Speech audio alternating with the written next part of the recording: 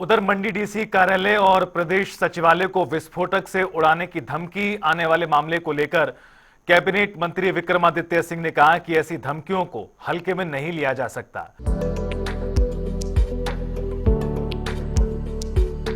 सुदृढ़ ग्रामीण अर्थव्यवस्था के संकल्प को मुख्यमंत्री ठाकुर सुखविंदर सिंह सुक्खू दृढ़ प्रयासों से कर रहे साकार। हिमाचल ने दूध खरीद पर समर्थन मूल्य देने वाले देश के पहले राज्य के रूप में बनाई पहचान। गाय के दूध के न्यूनतम समर्थन मूल्य को 32 रुपए से बढ़ाकर 51 रुपए प्रति लीटर और भैंस के दूध के समर्थन मूल्य को 47 रुपए से बढ़ाकर 61 रुपए प्रति लीटर किया। पहले जो सरकार हमसे गाय का दूध 45 रुपए लेती थी और बढ़ाकर 51 रुपए कर दिया है, और जो भैंस का दूध था वो 54 रुपए लेकर और 61 रुपए कर दिया। मैं पशुपालक होने के नाते सरकार की सराहना करती हूँ, जो कि हमारी आय का भी साधन बड़ा है, और मैं सरकार का धन्यवाद करती हूँ। 2 किलोमीटर से अधिक दूरी के कलेक्शन सेंटर तक दूध ले जाने के लिए 2 रुपए प्रति लीटर की दर से परिवहन सब्सिडी की दी जाएगी सुविधा। दूध सोसाइटियों को दी जाने वाली भाड़ा सब्सिडी को 1.5 रुपए प्रति लीटर से बढ़ाकर किया गया 3 रुपए प्रति लीटर। 10,73,27,000 रुपए से कांगड़ा, मंडी, शिमला, सिरमौर और सोलन जिले में डेयरी क्षेत्र का किया जाएगा विकास। नाहन, नालागढ़, मौल और रोहडू में 20,000 लीटर प्रतिदिन क्षमता के नए 4 संयंत्र और 2 मिल्क चिलिंग सेंटर ऊना और हमीरपुर में किए जाएंगे स्थापित। मिल्क फेड में दूध की खरीद कार्य को पूरी तरह से किया जाएगा डिजिटल। किसानों के मान, सम्मान और स्वाभिमान का रखा जा रहा ख्याल सरकार की योजनाओं से खुल रहे हैं, उनके लिए खुशहाली के नए द्वार। सूचना एवं जनसंपर्क विभाग हिमाचल प्रदेश सरकार द्वारा जनहित में जारी। हिमाचल के अलावा राम मंदिर सहित कई स्थानों पर ऐसी धमकियां आई हैं। उन्होंने कहा कि केंद्रीय सुरक्षा एजेंसियों एनआईए को प्रदेश पुलिस और सीआईडी के साथ मिलकर ऐसे मामलों की गंभीरता से जांच करनी चाहिए।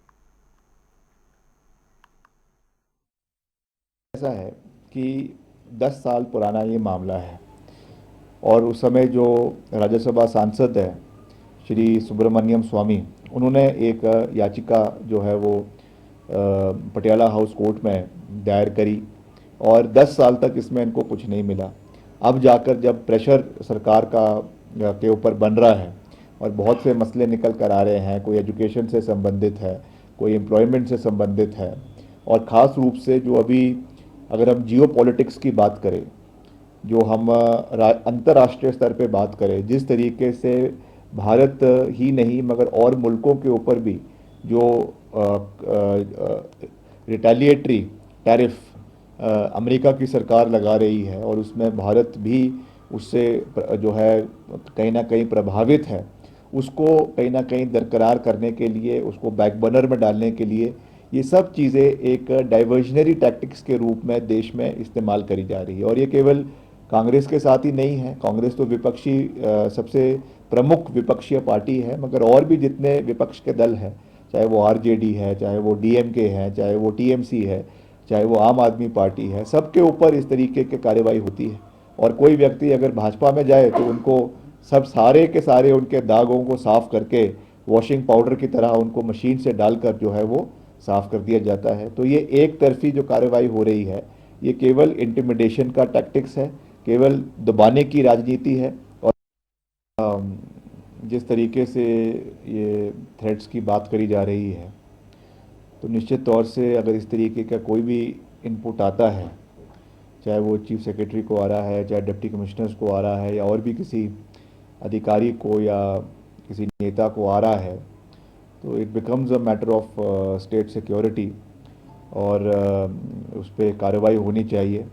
उसमें कितना गहराई है या नहीं है वो तो मैं नहीं कह सकता हूँ, कई बारी होक्स कॉल्स भी होती है, मगर keeping the gravity of the situation in mind, ये दायित्व बनता है सरकार का। और ख़ास करके जो हाई प्रोफाइल जगहें हैं, सचिवालय जो है प्रदेश का, वो पूरे प्रदेश की सरकार का हेडक्वार्टर्स है, तो यहाँ पे इस तरीके की धमकी देना, तो उसके ऊपर जो है पूरे तरीके से सरकार इन्वेस्टिगेशन कर रही है।